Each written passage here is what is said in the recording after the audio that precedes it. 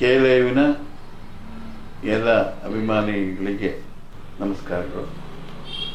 ನಮ್ಮ ಜೊತೆಗೆ ನಿಮಗೆ ಇವತ್ತೊಬ್ಬರು ವಿಶೇಷವಾದ ಶಕ್ತಿ ಇರುವಂಥ ಸಾಮರ್ಥ್ಯ ಇರುವಂಥ ಕಲಾವಿದ ಒಬ್ಬರನ್ನ ಪರಿಚಯ ಮಾಡ್ಕೊಳ್ಳಿಕ್ಕೆ ನನಗೆ ಬಹಳ ಸಂತೋಷ ಆಗ್ತದೆ. ರಾಷ್ಟ್ರಮಟ್ಟದಲ್ಲಿ ಹೆಸರು ಮಾಡಿದಂತಹ ಯಕ್ಷಗಾನದಲ್ಲಿ ರಾಷ್ಟ್ರಮಟ್ಟದ ಹೆಸರನ್ನು ಮಾಡಿದಂತಹ ಕೆರೆಮನೆ ಶ್ರೀ ಮಹಾಗಣಪತಿ ಯಕ್ಷಗಾನ ಮಂಡಳಿ ಇಡಗುಂಜಿ ಕೆರೆಮನೆ, ಇದರ ಈ ಒಂದು ಸಂಸ್ಥೆಗೆ ಈಗಾಗಲೇ ಬಹುಶಃ ಯಕ್ಷಗಾನ ಇತಿಹಾಸದಲ್ಲೇ ಸಕ್ರಿಯವಾಗಿ 90 ವರ್ಷ ತಲುಪಿದಂಥ ಯಾವ ಸಂಸ್ಥೆಯೂ ಇಲ್ಲ.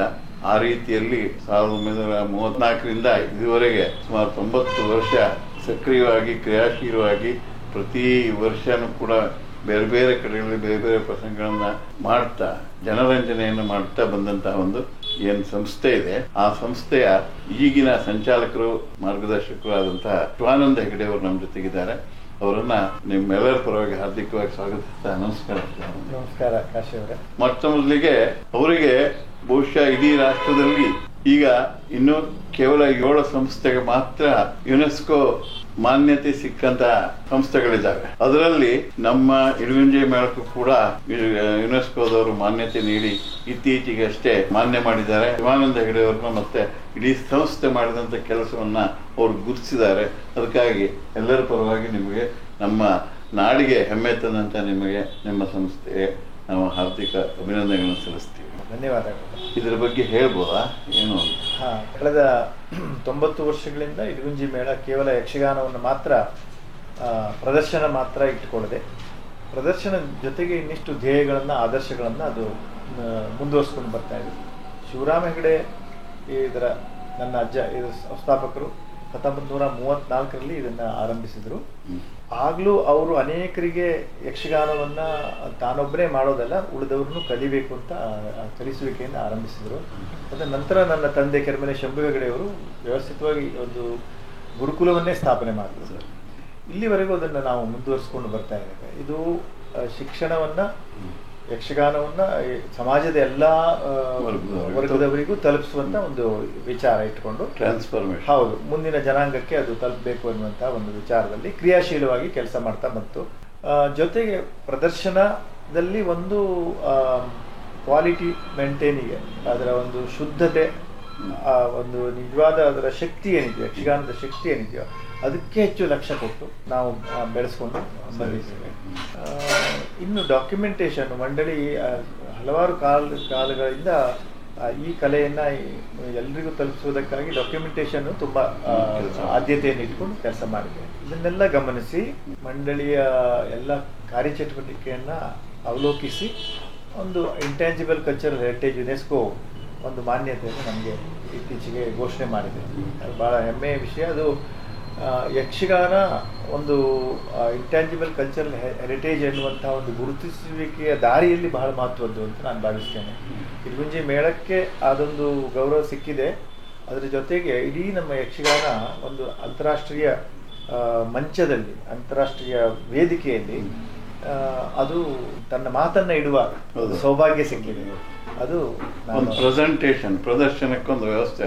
ಹೌದು, ಒಂದು ಶಕ್ತಿಯನ್ನ, ಅಂತಃಸತ್ವವನ್ನ ಪ್ರದರ್ಶನ ಮಾಡಿ, ಹೌದು, ನಮ್ಮ ನೆಲದ ಕಲೆಯನ್ನ ನಾವು ಅಧಿಕೃತವಾಗಿ ಅದಕ್ಕೆ ಸಂಬಂಧಪಟ್ಟ ಮತ್ತು ಉಳಿದ ಈ ಭಾಗದ ಎಲ್ಲ ಕಲಾ ಪ್ರಕಾರಗಳ ವಿಷಯದಲ್ಲಿ ಒಂದು ವಿಚಾರವನ್ನು ಮಂಡಿಸುವ ಅಥವಾ ಏನೋ ಸಹಾಯ ಸಹಕಾರಗಳನ್ನ ಯುನೆಸ್ಕೋದಿಂದ ಪಡೆಯುವ ದಾರಿಯಲ್ಲಿ ನಾವು ಕೆಲಸ ಮಾಡಬಹುದು.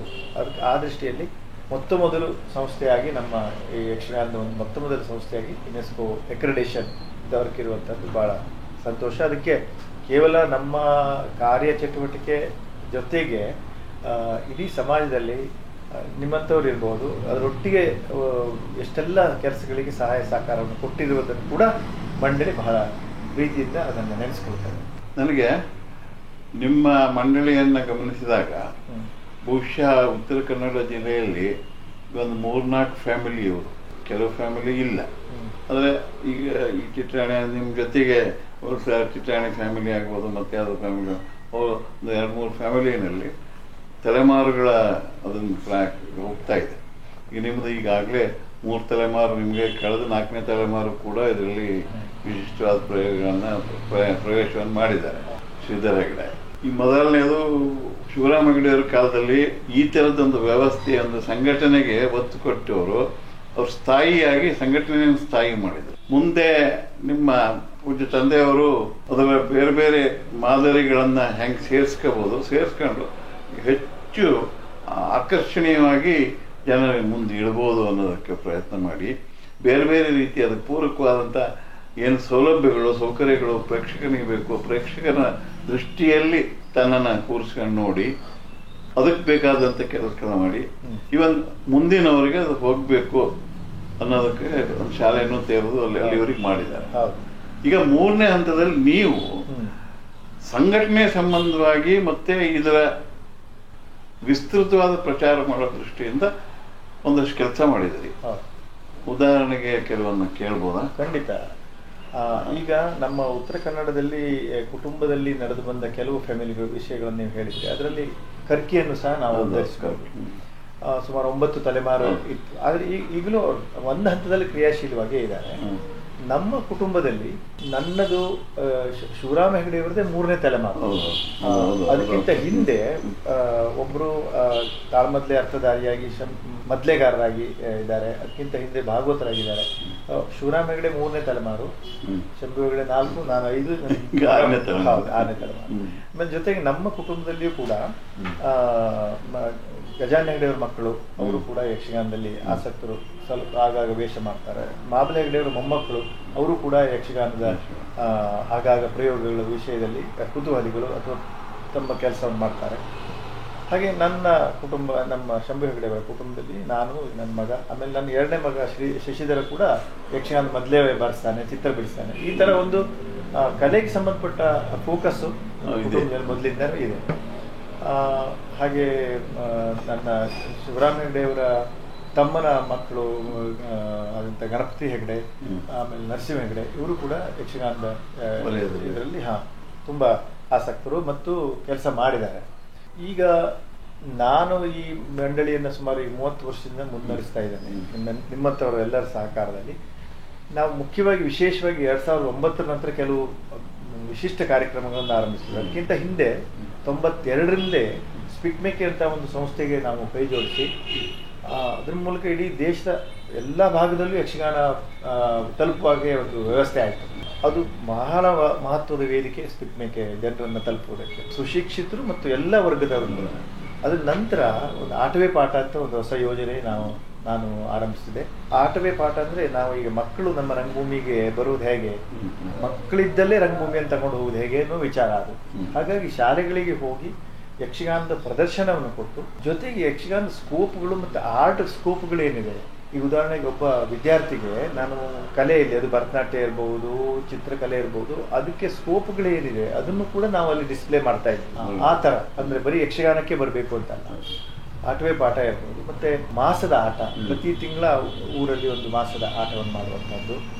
ಆಮೇಲೆ ಈ ಫೆಸ್ಟಿವಲನ್ನು ಶುರು ಮಾಡಿದ್ವಿ ನಾವು. 5 ದಿವಸಗಳ ಕಾಲ ಬೇರೆ ಬೇರೆ ಆರ್ಟ್ ಫಾರ್ಮ್ಗಳು ಗುಣವಂತೆಗೆ ಬರುವಾಗ ಮಾಡಿದ್ವಿ. ತನ್ಮೂಲಕ ಪರಸ್ಪರ ಕನೆಕ್ಷನ್ಸ್ ಎಲ್ಲ ಇದರಲ್ಲಿ. ಆಮೇಲೆ ಗೋಷ್ಠಿಗಳು, ಅನೇಕ ವಿಚಾರಗೋಷ್ಠಿಗಳು, ಆಮೇಲೆ ಮ್ಯೂಸಿಯಂ ಇರ್ಬೋದು. ಈ ಥರ ಅಪೂರ್ವ ಸ್ಮರಣೆ ಅಂತ ಬಹುಶಃ ಆ ಸಮಯದಲ್ಲಿ ಯಾರೂ ಆರಂಭಿಸಿರಲಿಲ್ಲ. ಅಂದರೆ ಹಿಂದಿನವರನ್ನು ನೆನೆಸ್ಕೊಳ್ಳುವಂಥ ಕೆಲಸ ನಾವು ಮಾಡುವ ಸಂದರ್ಭದಲ್ಲಿ ಅಷ್ಟಾಗಿ ಎಲ್ಲಿಯೂ ಕಾಣ್ತಾ ಇರಲಿಲ್ಲ. ಯಾವುದೋ ಕೆಲವು ಸಂಸ್ಥೆಗಳು, ಅಂದರೆ ಅಕಾಡೆಮಿ ಇಂಥದ್ದು ಮಾಡಿರ್ಬೋದು. ಆಗ ನಾವು ಪೂರ್ವ ಸ್ಮರಣೆ ಏನಿದೆಯೋ ಹಿಂದಿನವರ ಸಾಧನೆ ಪುನಃ ನಮ್ಮ ಸ್ಮರಣೆ ಬರಬೇಕು ಅಂತ ತುಂಬ ವಿಶಿಷ್ಟವಾದದ್ದು. ಎಲ್ಲ ದಕ್ಷಿಣೋತ್ತರ ಕನ್ನಡ ಜಿಲ್ಲೆ ಎಲ್ಲರನ್ನೂ ಜೊತೆಗೆ ನಾವು ಈಗ KV ಸುಬ್ಬಣ್ಣ ಇರ್ಬೋದು, ಅಂತಹ ಪರ್ಸನಾಲಿಟಿಗಳನ್ನು ಕೂಡ ಪೂರ್ವಸ್ಮರಣೆಯಲ್ಲಿ ತಂದಿದ್ದೇವೆ. ಕಮಲಾದೇವಿ ಚಟ್ಟೋಪಾಧ್ಯಾಯ, ಅಂದರೆ ಯಕ್ಷಗಾನೇತರ ಅನೇಕ ಸಾಧಕರನ್ನು ಅಲ್ಲಿ ಪರಿಚಯಿಸಿದ್ದೇವೆ. ಆಮೇಲೆ ಭಾಸಂ ಅಂತ ಒಂದು ಮಾಡಿದ್ವಿ. ಯಾಕೆಂದರೆ ಸಂಗೀತ ಇಡೀ ರಂಗಭೂಮಿಗೆ, ಯಾವುದೇ ರಂಗಭೂಮಿಗೆ ಬಹಳ ಮಹತ್ವದ ಅಂಶ. ಯಕ್ಷಗಾನದ ಭಾಗವತಿಗೆ ಒಂದು ಒಳ್ಳೆಯ ಸ್ವರೂಪ, ಅದರದ್ದು ಯಕ್ಷಗಾನದ್ದೇ ಸ್ವರೂಪದಲ್ಲಿ ಇರಬೇಕು ಅಂತ ಅನೇಕ ತಜ್ಞರನ್ನು ಸೇರಿಸಿ ಭಾಸಂ ಮಾಡಿದ್ವಿ. ಒಂದು 3 ವರ್ಷ. ಈಗಾಗಲೇ ಯಕ್ಷಗಾನದಲ್ಲಿ ಭಾಗವತರಾಗಿರುವವರು ಎಲ್ಲರನ್ನೂ ಕರೆದ್ವಿ. ಅವರಿಗೊಂದು ಸ್ಕಾಲರ್ಶಿಪ್ ಕೊಟ್ಟು 3 ದಿವಸ ನಮ್ಮಲ್ಲೇ ಉಳಿವಾಗ ಮಾಡಿ, ನಮ್ಮ ಕೇಂದ್ರದಲ್ಲಿ ನೆಪೂರ್ ಭಾಗವತರು, ಕಪ್ಪೆಕೆರೆ ಭಾಗವತರು, ಗುರುರಾಜ್ ಮಾರ್ಪಳ್ಳಿ, ಆಮೇಲೆ ದಕ್ಷಿಣ ಕನ್ನಡದ ಅನೇಕರು, ರಾಘವನಂಬಿಯಾರು, ಇವರೆಲ್ಲ, ಪ್ರಭಾಕರ್ ಜೋಶಿ, ಇವರೆಲ್ಲರ ಅಲ್ಲಿ ಒಂದು ಪಾಠ ಮಾಡುವಂತ ಒಂದು ಸನ್ನಿವೇಶವನ್ನ ಕಲ್ಪಿಸಿ ತನ್ಮೂಲಕ ಅವರಿಗೆ ಯಕ್ಷಗಾನದ ಮೂಲ ಭಾಗವತಿಗೆ ಹೇಗಿರ್ತದೆ ಅಂತ ಅವರಿಗೆ ಕಲ್ಪನೆ ಮಾಡಿಕೊಡೋ ಪ್ರಯತ್ನ ನಾವು ಮಾಡಿದ್ವಿ. ಈ ತರ ಅನೇಕ ಚಟುವಟಿಕೆಗಳನ್ನ ಮಾಡ್ತಾನೆ ಪ್ರದರ್ಶನದಲ್ಲಿ, ಯಕ್ಷಗಾನ ಪ್ರದರ್ಶನದಲ್ಲಿ ಬರೀ ಆಟ ಮಾಡೋದಲ್ಲ, ಇಡೀ ನಮ್ಮ ಕಲಾವಿದರು ಎಲ್ಲರನ್ನೂ ಹೆಚ್ಚು ಚೆನ್ನಾಗಿ ದುಡಿಸ್ಕೊಳ್ಳುವುದು ಹೇಗೆ ಅಂತ ರಿಹರ್ಸಲ್ ಮಾಡಿ, ಅದು ಕೊರಿಯೋಗ್ರಫಿ ಮಾಡಿ, ಬಹುಶಃ ನಾವು ಯಕ್ಷಗಾನೇತರ ವಲಯದಲ್ಲಿ ತಲುಪುವುದಕ್ಕೆ ಹೆಚ್ಚು ನಮಗೆ ಆಹ್ವಾನಗಳು ಬರ್ತಾ ಇರುವ ಕಾರಣ ಆ ಒಂದು ಇಡೀ ಒಂದು ಟೀಮ್ ವರ್ಕ್ ಅದ್ರ ಬಗ್ಗೆ ಕಾನ್ಸಂಟ್ರೇಷನ್ ಮಾಡಿರುವಂತದ್ದು. ಹೆಗಡೆ ಅವರೇ, ನನಗೆ ವಿಸ್ತೃತವಾಗಿ ಈ ರಂಗ ಬೆಳಿಬೇಕು ಅಂತ ಹೇಳಿ ಅದು ಆ ಕೆಲಸ ಮಾಡ್ತಾ ಇದ್ದೀನಿ ಅಂತಂದ್ರೆ, ಈಗ ಬೇರೆ ಪ್ರದೇಶಕ್ಕೆ ಅಂದ್ರೆ ಅನ್ಯ ಭಾಷೆಯ ಪ್ರದೇಶಗಳಿಗೆ ಯಕ್ಷಗಾನ ತೆಗೆದುಕೊಂಡು ಹೋದಾಗ ಅಲ್ಲಿ ದೊಡ್ಡ ತೊಂದರೆ ಬರೋದು ಭಾಷೆದು. ಅದನ್ನ ಆ ತೊಡಕನ್ನ, ಯಾಕಂದ್ರೆ ನನಗೆ ಗೊತ್ತಿರುವಾಗ ನಿಮ್ಮ ತಂದೆಯವರ ಕಾಲದಲ್ಲೇ ನೀವು 16 ರಾಜ್ಯಗಳಿಗೆ ಹೋಗಿ ಪ್ರದರ್ಶನ, ನಿಮ್ಮ ಕಾಲದಲ್ಲಂತೂ ಬೇರೆ ಬೇರೆ ದೇಶಕ್ಕೆ ಹೋಗಿ ಅವ್ರು ಕೊಟ್ಟಿದ್ದೀರಿ. ಇದನ್ನು ಹೇಗೆ ನಿವಾರಣೆ ಮಾಡ್ಕೊಂಡಿದ್ದೀರಿ? ಬಹಳ ಮುಖ್ಯವಾದ ಪ್ರಶ್ನೆ ಇದು. ನನಗೆ ಅನೇಕರು ಕೇಳ್ತಾರೆ, ನೀವು ಹೊರಗಡೆ ಹೋದಾಗ ಅಲ್ಲಿ ಕನ್ನಡಿಗರಿದ್ದಾರಾ ಅಂತ, ವಿದೇಶಕ್ಕೆ ಹೋದಾಗ ಕನ್ನಡಿಗರಿದ್ದಾರಾ ಅಂತ. ನಿಜವಾಗಿ ಹಾಗೆ ಆಗ್ಬೇಕಾಗಿಲ್ಲ. ಅಂದ್ರೆ ರಂಗಭೂಮಿ ಭಾಷೆ ಒಂದು ಭಾಗ, ಅದು ಆಂಗಿಕ, ವಾಚಿಕ, ಆಹಾರ್ಯ, ಸಾತ್ವಿಕ. ಇದರಲ್ಲಿ ಭಾಷೆ ಒಂದು ಬಹಳ ಮಹತ್ವದ್ದು, ಅದರಲ್ಲಿ ಅನುಮಾನನೇ ಇಲ್ಲ. ನೋಡಿ, ಈ ತರ ಒಂದು ಸೀಮೋಲ್ಲಂಘನ ಮಾಡಬೇಕು ಅಂತ ಅನಿಸಿದಾಗ ಕಾರಂತರು ಏನ್ ಮಾಡುದು ಅಂದ್ರೆ ಭಾಷೆಯನ್ನ ತೆಗೆದ್ಬಿಟ್ರು, ಕತ್ತರಿಸ್ಬಿಟ್ರು. ಒಂದು ಅಂಗ ಅಲ್ಲಿ ಊನಾಯ್ತು. ಆದ್ರೆ ಇವತ್ತು ನಾವು ಮೊನ್ನೆ ಚೆನ್ನೈಯಿಂದ ಬಂದಿದ್ದೇವೆ, ನಾವು ಮೊನ್ನೆ ಭೋಪಾಲಿಂದ ಬಂದಿದ್ದೇವೆ. ಎಲ್ಲಿ ಪ್ರದರ್ಶನ ಮಾಡಿದ್ರು ನಮಗೆ ಭಾಷೆ ತೊಡಕಾಗ್ಲಿಲ್ಲ ಅಂತ ಹೇಳಿದ್ರು. ಅದಕ್ಕೆ ಕಾರಣ ಬಹಳ ಮುಖ್ಯವಾಗಿ ನಾನು ಅನಿಸೋದೇನೆಂದ್ರೆ, ನಮ್ಮ ಉಳಿದ ಅಂಗಗಳನ್ನ, ಕಥೆಯನ್ನ ಒಂದು ನೆರೇಷನ್ ಮಾಡುವಾಗ, ಒಂದು ವಸ್ತುವನ್ನ ನಾವು ಕೊಡುವಾಗ ಅಲ್ಲಿ ಇದ್ದವರಿಗೆ ನಮ್ಮ ಭಾಷೆ ಗೊತ್ತಾಗುವುದಿಲ್ಲ ಅನ್ನುವ ಒಂದು ಪೂರ್ವ ಸೂಚನೆಯಲ್ಲಿ ನಾವು ಕೆಲಸ ಮಾಡಬೇಕು. ಒಂದು ಈಗ ಒಂದು ಎಪಿಸೋಡ್ ಅನ್ನ ನಾವು, ಒಂದು ಗದಾ ಯುದ್ಧವನ್ನ, ಒಂದು ವಾಲಿ ಮೋಕ್ಷವನ್ನ ಇದು ಮಾಡುವಾಗ ಅಲ್ಲಿ ಕೂತವರಿಗೆ ನಮ್ಮ ಭಾಷೆ ಗೊತ್ತಾಗ ಆಗ ಏನ್ ಮಾಡಬೇಕು ಅಂತ ಆ ಒಂದು ಕಲಾವಿದ ಅದನ್ನು ವಿಚಾರ ಮಾಡಿದಾಗ, ಕೊಡುವಾಗ ತನ್ನ ಮುದ್ರೆಗಳನ್ನು ಬಳಸುವುದು, ಆಂಗಿಕ ಶರೀರವನ್ನ ಅದಕ್ಕೆ ಜೋಡಿಸುವುದು, ಹೀಗೆ ಮಾಡಿದಾಗ ತುಂಬಾ ಅಭಿನಯದ ಮೂಲಕ ಸಂಕ್ಷಿಪ್ತವಾಗಿ ಹೇಳೋದಾದ್ರೆ ಅಭಿನಯ, ಎಲ್ಲದೂ ಅಭಿನಯನೇ, ವಾಚಿಕವೂ ಒಂದು ಅಭಿನಯನೇ. ಅದನ್ನ ಇಲ್ಲಿ ನಾವು ನಿಂತ್ಕೊಂಡು ನಮ್ಮ ವಾಕ್ಯಗಳ ಸರಣಿಯನ್ನ, ಶಬ್ದಗಳ ಜೋಡಣೆಯನ್ನ ಬಿಚ್ಚಿಟ್ಟ ಹಾಗೆ ಅಲ್ಲಿ ಮಾಡ್ಲಿಕ್ಕೆ ಆಗೋದಿಲ್ಲ. ಅಲ್ಲಿ ಕಥೆಗೆ ಪೂರಕವಾಗಿ ಮಾತಾಡ್ಬೇಕು. ಈಗ 7 ತಾಳವೃಕ್ಷಗಳು ಅನ್ನೋದಕ್ಕಿಂತ ಅಲ್ಲಿ 7 ತಾಳವೃಕ್ಷ ಅಂತ ಶಬ್ದಗಳನ್ನು ಬದಲು ಮಾಡಬೇಕಾಗ್ತದೆ. ಹಾಗೆ ಒಂದೊಂದು ಶಬ್ದಗಳನ್ನು ಗ್ರಹಿಸಿ ಅದು ಮುಟ್ಟುವ ಸಾಧ್ಯತೆಯನ್ನು ಬಗ್ಗೆ ಗ್ರಹಿಸಿದಾಗ ಹೆಚ್ಚು ಸ್ವಲ್ಪ ಹೌದು. ನಾವೀಗ ಪಂಜಾಬ್ನಲ್ಲಿ ಕೂಡ ಯಕ್ಷಗಾನ ಮಾಡಿದ್ದೇವೆ. ಅಲ್ಲಿ ನಾವು ತಿಳ್ಕೊಂಡಿದ್ದೇವೆ, ನಮ್ಮ ಹಾಗೆ ಅಲ್ಲಿಯೂ ಕೂಡ ಇದನ್ನು ಇಲ್ಲ, ನಮ್ಮ ಭಾಷೆ ಸಮಸ್ಯೆ ಆಗ್ಲಿಲ್ಲ ಅಂತ ಹೇಳಿದ್ದಾರೆ. ಹಾಗಾಗಿ ಅದು ಒಂದು ನಮ್ಮ ಧೈರ್ಯ. ಎಲ್ಲಿಯೂ ಆ ಸಮಸ್ಯೆ ಬರಲಿಲ್ಲ, ನಾವು ಭಾಷೆಯನ್ನ ಬಿಡ್ಲಿಲ್ಲ. ಹಾಗಾಗಿ ಯಕ್ಷಗಾನದ ನಿಜವಾದ ಒಂದು ಸಂಸ್ಕೃತಿ ಇದೆಯಲ್ಲ, ಭಾಷೆ ಸಮೇತ ಕೊಡುವಂಥದ್ದು, ಅದಕ್ಕೆ ಊನ ಬರದೇ ಇದ್ದಾಗೆ ಸೂಕ್ತ ಬದಲಾವಣೆಗಳನ್ನ ಮಾಡಿದ್ದೇವೆ. ರಾಜಾ ಮಾನ್ಸಿಂಗ್ ತೋಮರ್ 2015-16ರಲ್ಲಿ ಮಧ್ಯಪ್ರದೇಶದಾಗ ರಾಷ್ಟ್ರ ಮಟ್ಟದಲ್ಲಿ ಗೌರವಿಸಿದ್ದಾರೆ.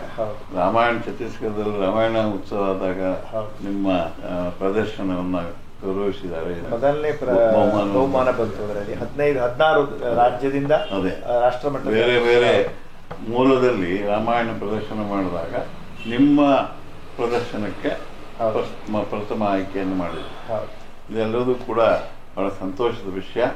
ಇದನ್ನ ಈಗ ಯಕ್ಷಗಾನ ರಂಗಭೂಮಿಯು ಕೂಡ ಒಂದು ರೀತಿಯಲ್ಲಿ ಸಂದಿಗ್ಧ ವಿಶಿಷ್ಟ ರೀತಿಯಲ್ಲಿದೆ. ಯಾಕಂದ್ರೆ ಅದನ್ನ ನೋಡುವ ಈ ನೆಕ್ಸ್ಟ್ ಜನರೇಷನ್ ಅಲ್ಲಿ ಅದನ್ನು ನೋಡುವ ಮನಸ್ಥಿತಿಯೇ ಬೇರೆ. ಇದುವರೆಗಿನ ಶಾಸ್ತ್ರೋಕ್ತವಾಗಿ ಒಂದು ಪರಂಪರೆಯನ್ನು ಇಟ್ಟುಕೊಂಡು ಅದರ ಆಧಾರದ ಮೇಲೆ ಕಟ್ಟಿ ಪ್ರದರ್ಶನ ಮಾಡೋದು ಒಂದು ರೀತಿ, ಈಗ ಜನಕ್ಕೆ ಬೇಕಾದ ಹಾಗೆ ಯಕ್ಷಗಾನವನ್ನು ಬಳಸೋದೊಂದು ರೀತಿ. ಈ ಪರಿಸ್ಥಿತಿ ಎರಡೂ ಸೇರ್ಕೊತಾ ಇದೆ. ಅದನ್ನು ಎಲ್ಲೊಂದ್ ಕಡೆ ಬೇರೆ ಮಾಡೋದು ಕಷ್ಟ ಆಗ್ತಾ ಇದೆ. ಈ ಸಂದರ್ಭದಲ್ಲಿ ನೀವು ನಿಮ್ಮ ಮನೆಯಲ್ಲಿ ಯಾವ ಪಾತ್ರವನ್ನು ವಹಿಸಬಹುದು? ನಿಮ್ಮ ಆಲೋಚನೆಯನ್ನು ಮುಂದೆ ಏನ್ ಮಾಡಬೇಕು ಅಂತಿದೆ? ಈಗ ಯಕ್ಷಗಾನ ನನ್ನ ಯೋಚನೆಯಲ್ಲಿ, ತಂದೆಯವರ ಯೋಚನೆಯೂ ಹೌದು, ಅದು ಉಳಿದ ಕಲೆಗಳ ಒಂದು ಮಟ್ಟಕ್ಕೆ ಅದು ಏರ್ಬೇಕು. ಕೇವಲ ನಾವು ಇದೇ ಪ್ರದೇಶದಲ್ಲಿ ಯಕ್ಷಗಾನ ಮಾಡ್ತಾ ಇಲ್ಲೇ ತಿರುಗೋದಲ್ಲ, ಇದರ ಶಕ್ತಿ ಏನು ಅದು ಜಗತ್ತಿನ ಎಲ್ಲ ಭಾಗಕ್ಕೂ ಗೊತ್ತಾಗಬೇಕು. ಯಾಕೆಂದ್ರೆ ಉಳಿದವರೆಲ್ಲ ಮಾಡಿದ್ದ ಹಾಗೆ ಇವತ್ತು ಕಥಕ್ಕಳಿ ಜಗತ್ತಿನ ವೇದಿಕೆಯಲ್ಲಿ ಪ್ರಥಮ ಸ್ಥಾನದಲ್ಲಿ ಇದೆ, ಭರತನಾಟ್ಯ ಇದೆ, ನಮ್ಗೆ ಯಾಕೆ ಆಗೋದಿಲ್ಲ ಅಂತ. ಹಾಗಾಗಿ ನಾವು ಇಲ್ಲಿಯೂ ಒಂದು ಅಸ್ತಿತ್ವವನ್ನು ಉಳಿಸಿಕೊಂಡು ಅಂತಾರಾಷ್ಟ್ರೀಯ ಮಟ್ಟದಲ್ಲಿ ಅಲ್ಲದೆ ಇದೆ ನಮ್ಮ ಕಲಾವಿದರಿಗೆ ನಾವು ಗ್ರಹಿಸುವ ಮಾನ್ಯತೆಗಳು ಸಿಗೋದಿಲ್ಲ. ಈಗ ನೋಡಿ, ಒಂದು ಪದ್ಮಶ್ರೀ ಬಂದಿದೆ, 10 ಪದ್ಮಶ್ರೀ ಬರುವ ಯೋಗ್ಯತೆ ಇದೆ, ಇಲ್ಲಿ ಅಷ್ಟು ಪೊಟೆನ್ಷಿಯಲ್ ಇದೆ, ಅಷ್ಟು ಶಕ್ತಿ ಇದೆ. ಯಾಕೆ ಬರ್ತಾ ಇಲ್ಲ ಅಂದ್ರೆ ನಾವು ಗಡಿಯನ್ನು ದಾಟಬೇಕು, ಮಿತಿಯನ್ನು ವಿಸ್ತರಿಸಬೇಕು. ಈ ನೆಲೆಯಲ್ಲಿ ಯಕ್ಷಗಾನ ಒಂದು ಪ್ರೈಮ್ ಪ್ಲಾಟ್ಫಾರ್ಮ್ಗೆ ಬರಬೇಕು. ಅದು ದಿಲ್ಲಿಯಲ್ಲಿ ಬೇರೆ ಬೇರೆ ಜನರು ನೋಡುವಂಥ, ಮುಂಬೈಲಿ ಬೇರೆ ಬೇರೆ ಜನ, ಅದೇ ನಮ್ಮ ಇಲ್ಲಿದ್ದ ಹೋಟೆಲ್ಲು ಅಥವಾ ಬಿಸ್ನೆಸ್ಗಳು ಮಾಡ್ತಾ ಇರೋರು ಮಾತ್ರ ನೋಡೋ ರಂಗಭೂಮಿ ಆಗದೇನೆ ಅದು ಅವರನ್ನು ಒಳಗೊಂಡು ಉಳಿದ ಜನರನ್ನು ತಲುಪಬೇಕು. ಅನ್ಯ ಭಾಷಿಕರು ಅನ್ಯ ಕಲಾ ಪ್ರಕಾರವನ್ನು ನೋಡಿ ಆನಂದಿಸುವವರು ಕೂಡ ಯಕ್ಷಗಾನದ ಶಕ್ತಿಯನ್ನು ಅರ್ಥಕೊಳ್ಳುವಾಗ ನಾವು ಕೆಲಸ ಮಾಡಬೇಕಾಗಿದೆ. ಅದು ಮಂಡಳಿಯ ಮುಖ್ಯವಾದ ಒಂದು ಜವಾಬ್ದಾರಿ, ಧೋರಣೆಯನ್ನು ಇಟ್ಕೊಂಡಿದ್ದೀವಿ. ಇದು ಕೂಡ ಇಲ್ಲಿ ಬೆಳೆಸಿರುವಂಥದ್ದು ಇರುವುದರ ಜೊತೆಗೆ ಅದರ ಕೃತಜ್ಞತೆಯನ್ನು ಸಲ್ಲಿಸ್ತಾನೆ ಮತ್ತು ವಿಸ್ತಾರಕ್ಕೆ ನಮ್ಮ ರಂಗಭೂಮಿ ಹೋಗದೆ ಹೋದರೆ ಇನ್ನು ಮುಂದಿನ ಕಾಲದಲ್ಲಿ ನಮಗೆ ಒಂದು ಮುನ್ನೋಟ ಎನ್ನುವಂಥದ್ದು ಕತ್ತರಿಸಿ ಹೋಗ್ತದೆ. ಇಡೀ ಜಗತ್ತು ರಂಗಭೂಮಿಯ ವಿಸ್ತೃತಿಯಲ್ಲಿ ನಾವು ಪಾಲ್ಗೊಳ್ಳದೇ ಇದ್ರೆ ಇದನ್ನು ಉಳಿಸುವುದು ಕೇವಲ ನಮ್ಮಷ್ಟಕ್ಕೆ ಮಾತ್ರ ಆಗಿರ್ತದೆ, ಹೋಗೋದಿಲ್ಲ ಅಂತ.